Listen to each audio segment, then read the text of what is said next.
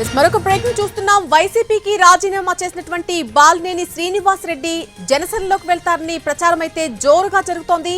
రేపు విజయవాడలో పవన్ కళ్యాణ్ తో బాలినేని భేటీ అవుతారని కూడా తెలుస్తోంది.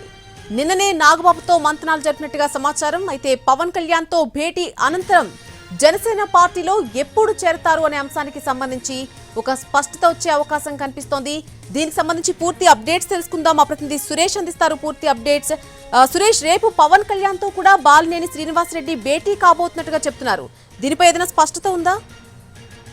నల్లి ప్రకాశం జిల్లాకు చెందిన కీలక నేత బాలినేని శ్రీనివాస్ రెడ్డి కొద్దిసేపటి క్రితమే వైసీపీకి రాజీనామా చేస్తున్నట్టు ఆ పార్టీ అధినేత వైఎస్ జగన్ కు ఆయన లేఖ పంపించిన నేపథ్యంలో ఆయన ఖచ్చితంగా జనసేనలోకి వెళ్తారని ఆయన సన్నిహితులు చెబుతూ వస్తున్నారు. గత కొద్ది రోజులుగా ఆయన ఎన్నికల ముందు కూడా జనసేన పార్టీలోకి వెళ్తారు, పోటీ కూడా జనసేన పార్టీ నుంచే పోటీ చేస్తారని చెప్తూ వస్తున్న నేపథ్యంలో ఆయన వైసీపీలోనే కొనసాగారు, వైసీపీ నుంచే పోటీ చేసిన పరిస్థితి. అయితే ఎన్నికల ఫలితాల అనంతరం కూడా ఆయన అసంతృప్తిని వ్యక్తం చేస్తున్న పరిస్థితి ఉంది.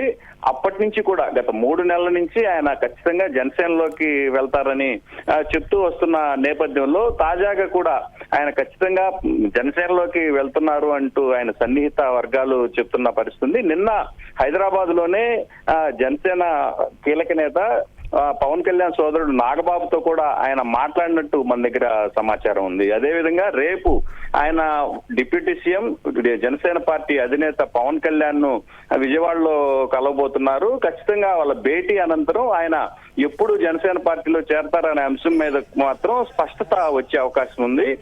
గత కొద్ది రోజులుగా కూడా ఇదే అంశం మీద జనసేనలోకి వెళ్తారని ఇటు జిల్లాతో పాటు రాష్ట్ర వ్యాప్తంగా ఉన్న అన్ని వైసీపీ నేతలకు సంబంధించి పూర్తి ఇన్ఫోన్ ఉంది. ఆయన జనసేనలోకి వెళ్తారన్న నేపథ్యంలోనే అటు వైసీపీ అధినేత జగన్ కూడా ఆయన్ని పిలిచి మాట్లాడిన పరిస్థితి ఉంది. అయితే ఇద్దరికి ఏకాభిప్రాయం కుదరని నేపథ్యంలోనే ఆయన పార్టీకి రాజీనామా చేస్తున్నట్టు తెలిసింది. మరోవైపు ఆయన సన్నిహితుల వర్షన్ కూడా రేపు పవన్ కళ్యాణ్ ని కలిసిన అనంతరం ఎట్లాగూ పవన్ కళ్యాణ్ ని కలిస్తే ఖచ్చితంగా బాలినేనిపై చర్యలు తీసుకునే అవకాశాలు ఉంటాయి కాబట్టి ఆయన ముందుగానే రాజీనామా చేసి తన నిర్ణయాన్ని ప్రకటించిన తర్వాతే ఆయన పవన్ కళ్యాణ్ ను కలిసేందుకు వెళ్తున్నారు అని చెప్తున్న పరిస్థితి. అయితే ఆయన ఇప్పటికీ